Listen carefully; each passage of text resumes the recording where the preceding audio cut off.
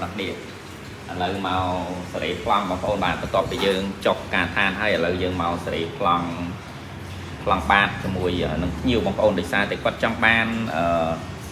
បន្ទប់ទឹកជាន់តលដីហើយនឹងបន្ទប់ទឹកជាន់ទី1ហ្នឹងបើកទ្វារមកកុំឲ្យឃើញ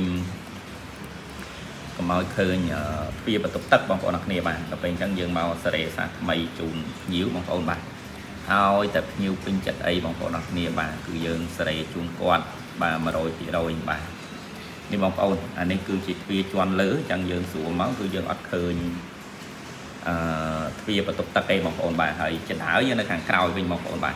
ផ្ទះនេះជាវីឡា model បងប្អូនបាទទំហំ 6x12 ហើយយើងមានប្លង់ safety ស្លឹកបាទ